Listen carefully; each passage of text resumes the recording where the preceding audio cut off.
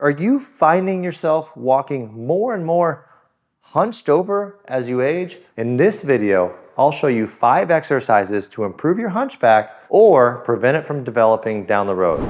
Hunched posture is unattractive and it makes us look older. It also throws off our weight distribution and can hurt our balance, put undue stress on our back, our hips, or even our knees. This happens progressively, meaning they can easily sneak up on us. Do you ever see someone walking hunched over and think, how did they allow that to happen? The forces acting on our body are kind of like a game of tug of war. If your muscles on one side of the rope are tighter or stronger than the muscles on the other side, your body will feel more comfortable falling into the direction of the stronger, tighter side. When I was a kid, I remember my mother constantly telling me to straighten up, fix your posture. However, just thinking about this isn't good enough. You have to achieve a balance of flexibility and strength so that that game of tug of war, the teams are equal. The big caveat here is that genetics play a role in posture. If you're like me and you weren't born with the best posture, it's okay. We can still improve what we've got. Now let's get right into it. The first exercise is called the doorway stretch. This stretch will lengthen the muscles of your chest, which are part of the team that pulls your shoulders and thoracic spine forward. Slouching, driving, sitting at a desk, reading a book, looking at your phone, all these can put your muscles into a shortened position, which over time will cause the muscles to tighten. So we're gonna start off finding a nice doorway. We're gonna put one foot in front of the other, it doesn't matter which one. Put your hands about as high as your head. This can be adjusted up or down depending on how it feels in your shoulders. Some people that have shoulder issues need to go a little bit lower, but I like to start off with your arms about 90 degrees, hands about as high as your ears. Step forward into that doorway until you feel a nice stretch or pulling going across your shoulders and into your chest. Once you feel that, you're going to hold it 30 seconds and step out. Let your arms drop. Let the blood return to your arms and your chest and repeat it 3 sets. Sticking with the tug of war theme, we stretched one side, now we're going to strengthen the other. Banded rows are a great way to do this. By strengthening the muscles in your upper back, it will help balance the teams out and pull your shoulders and thoracic spine back into a better position. We got these bands off of Amazon. They're really cheap. They come in different strengths. What you're going to start off doing is backing up with your arms extended until those bands become taut. When they do, spread your feet out about shoulder width apart. Get yourself into a nice athletic posture. Pinch your shoulder blades together and pull straight back with your elbows in your hands. You'll feel the muscles in between your shoulder blades of your upper back get tight. Then you're going to let it go nice and smooth. Repeat this about 15 times and try to do 2 to 3 sets.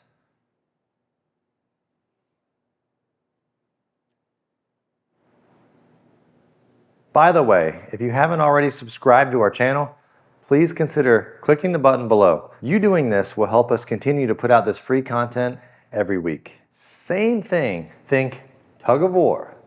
Hip flexors, specifically the one in your quad muscle called the rectus femoris, is at its most slackened position when you sit down with your knees extended.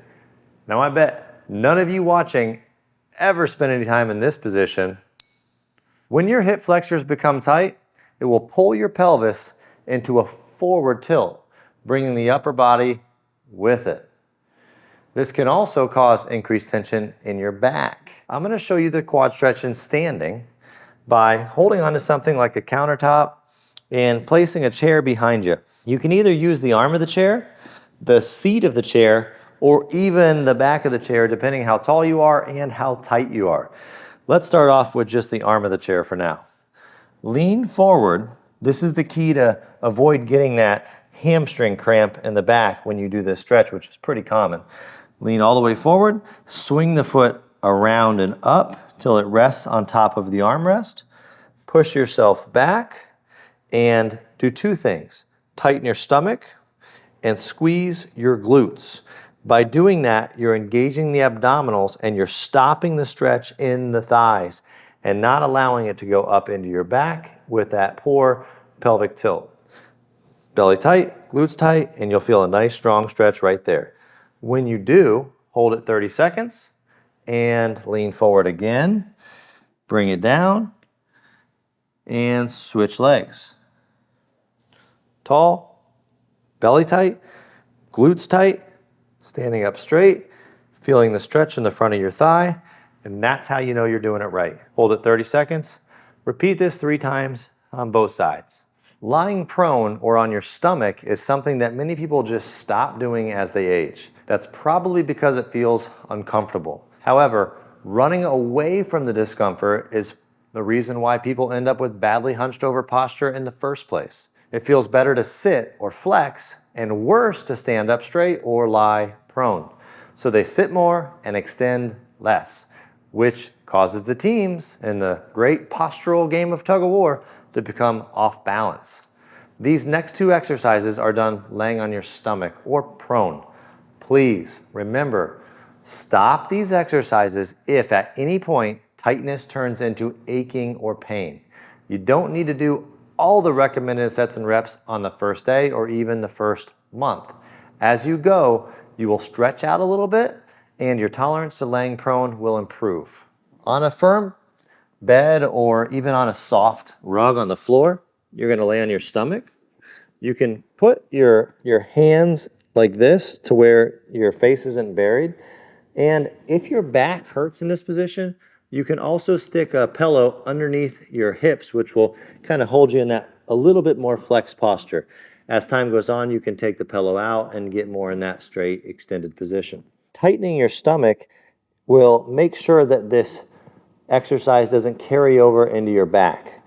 So keeping your stomach nice and tight, you want to bend one knee towards your butt and let it off nice and slow.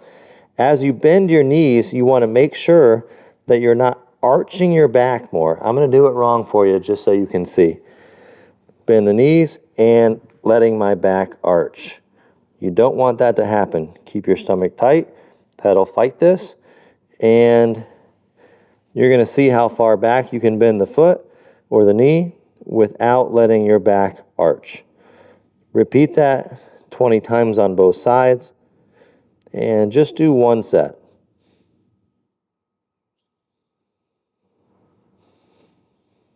We're going to go right into the next exercise, which is prone hip extension.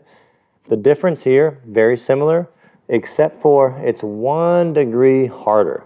Because now instead of just bending your knees, you're going to actually lift the entire leg.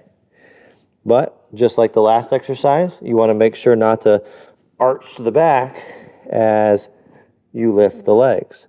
You want to keep the stomach tight, hold it tight, lift the leg, even if it's just 1 inch. Let it down nice and soft. Tighten the belly up again, lift the leg, let it back down nice and slow. And repeat alternating sides every time.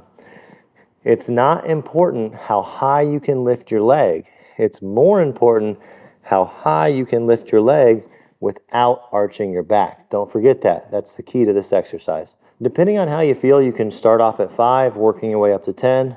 And once you're able to do that, do a couple sets of 10. We hope you learned a thing or two about what leads to walking hunched over. These exercises will help you stand and walk with better posture. If you enjoyed this content, check out this video for tips on how to improve your balance. Till next time.